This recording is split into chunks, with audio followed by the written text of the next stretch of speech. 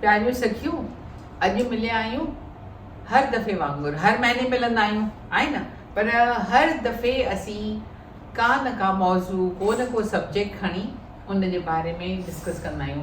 असांजी हीअ जेका सिंधी संगत लेडीज़ जी गॾिजाणी आहे, उहा इन लाइ कंदा आहियूं जीअं हिक ॿिए खे वधीक सुञाणूं ऐं असांजो थोरो ज्ञान बि वधे, नॉलेज बि वधे।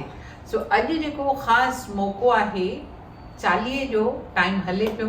चालीह जे ॾींहंनि में मंदरनि में माण्हू वञनि पिया, पूॼाऊं पिया कनि, पर इन बारे में थोरी वधीक ॼाण मिले।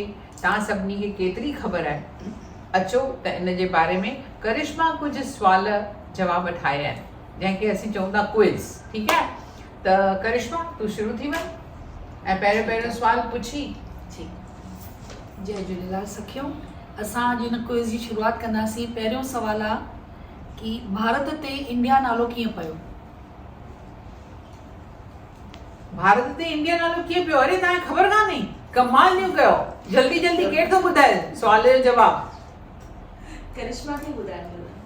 करिश्मा दीदी तूं ई ॿुधाए चओ। ठीक आहे, हिन सवाल जो जवाबु मां तव्हांखे ॿुधाईंदसि कि सिंधु घाटी सभ्यता, जेका असांजी सभ खां पुराणी सभ्यता आहे, शायदि चवनि था 8000 सालनि खां बि वधीक पुराणी सभ्यता, जंहिंखे इंडस वैली सिविलाइज़ेशन चवंदा आहिनि, उहा पंहिंजो पाण में तमामु कल्चर ऐं हेरिटेज में तमामु रिच हुई।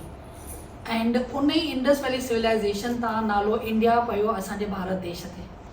हाणे असांजो ॿियो सुवालु आहे, राजा ॾाहिर केरु हो? राजा ॾाहिर सिंध जो। केरु थो ॿुधाए? जवाबु केरु थो ॾे? मुंहिंजो नालो कंचन आहे ऐं हिन सवाल जो मां जवाबु ॾियां थी। राजा ॾाहिर सिंध जो आख़िरी हिंदू राजा हो, जेको पंहिंजे देश खे बचाईंदे शहीद थी वियो। Correct, very good. हाणे असांजो ॿियो सुवालु आहे त मिर्ख शाह हिंदुनि सां कहिड़ी वेदन कई? केरु ॿुधाईंदो? मुंहिंजो नालो जया मेहतानी आहे। मिर्ख शाह हिकु मुस्लिम राजा हो, जेको हिंदुनि खे मुस्लिम ठाहिण लाइ फोर्स कंदो हो ऐं जेके न मञंदा हुआ उन्हनि खे मारे छॾंदो हो। अच्छा, ॿियो सुवालु आहे त विरहाङे जे वक़्तु जेका सिंध मां अखंड जोत हिंदुस्तान में आई हुई, उहा हिन वक़्तु किथे आहे ऐं कहिड़ी कंडीशन में आहे? उल्हासनगर कैंप नंबर 5 में पूज्य चालीहा साहिब जे दरबार में अॼु ताईं उहा जोत अखंड हली रही आहे। ॾाढो सुठो। ऐं जोत सिंध मां श्री उद्धव दास जी 1947 में फानूस में रखी करे खणी आया हुआ। वाह वाह। झूलेलाल जा ॿिया कहिड़ा नाला आहिनि?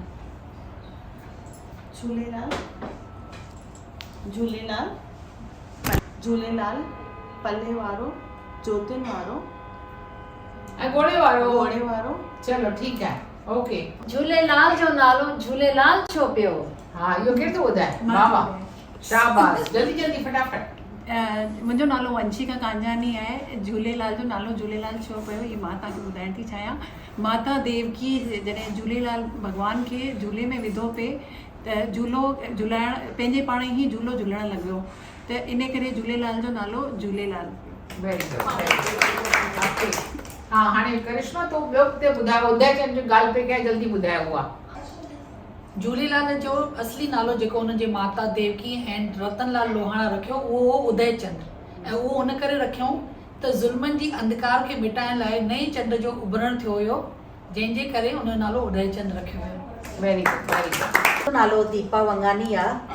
झूलण साईं जो पल्ले वारो नालो ईअं पियो कि जॾहिं झूलण साईं ॼायो त हुनजो वात खुलियल हुअसि त उन में सिंधु नदीअ ते हिकु पल्ले ते वेठल बुढो नज़र आयो, जो कि हुनजे माउ पीउ खे नज़र आयो, ॿियनि खे कान नज़र आयो, इन करे हुनजो नालो पल्ले वारो पियो। मुंहिंजो नालो प्रेरणा मोतियानी आहे। झूलेलाल जो नालो घोड़े वारो इन लाइ पियो छो कि उहो हमेशह राजा मिर्ख शाह सां मिलण लाइ घोड़े ते चढ़ी करे वेंदो, इन लाइ हुनजो नालो घोड़े वारो पियो। मुंहिंजो नालो पूनम संगतानी आहे। जोतिन वारो नालो ईअं पियो कि सिंधु नदीअ ते 40 ॾींहंनि तक दीपक जलाए करे हुनजी ईश्वर जी आराधना कयनि, त हुनजो नालो जोतिन वारो पियो।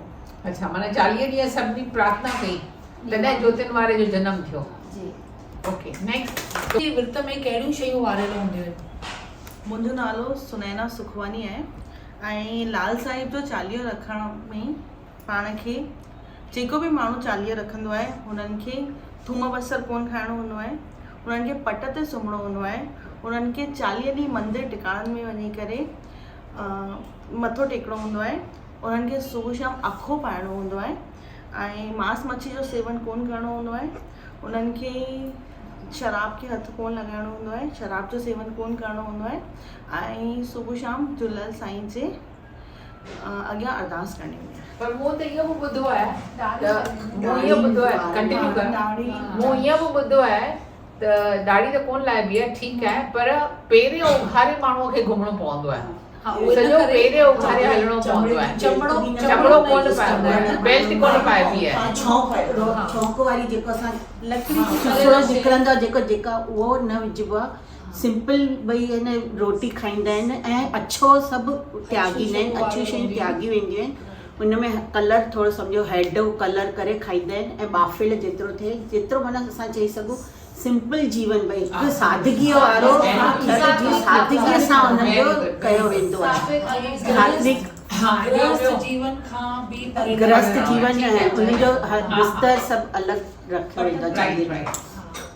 सही आहे ओके चालीहे जे अखे में छा पवंदो आहे? चालीहे जे अखे में हिन हिकु मिनट वरी रिपीट कर चालीहे जे अखे में खंड ऐं चांवरनि जो अखो ठाहियो वेंदो आहे, जीअं सभिनी जे मथां खंड ऐं चांवर सभु खाई मिठो हूंदो आहे त इन करे अखो हुनजो कयो वेंदो आहे। बस अखे में खंड चांवर लौंग फोटा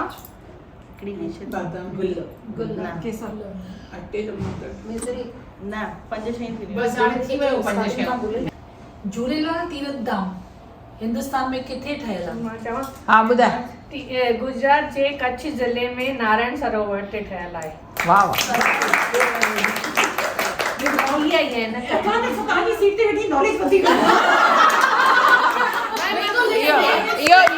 इहो ख़बर अथव इहो ख़बर हा इहो तव्हांखे ख़बर आहे त विक्रमादित्य जेको हूंदो न विक्रमादित्य जेको कंदो हो इहे इंसाफ़ कंदो हुनजे तख़्त ते केरु वेहंदो हो त उहो बि ॾाढो सियाणप सां जवाबु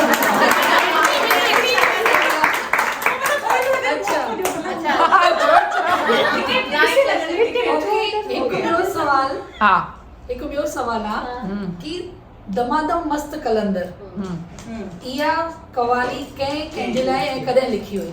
इहा कवाली थोड़ो आहे इहो त हा इहा कवाली 13वीं सेंचुरीअ में सूफ़ी संत पाण जेको सूफ़ी संत हो अमीर खुसरो उन लिखी आहे शहबाज़ कलंदर जी तारीफ़ में लिखी वई आहे। उनखे प्रेज़ कंदे लिखी अथई। झूलेलाल झूलेलाल झूलेलाल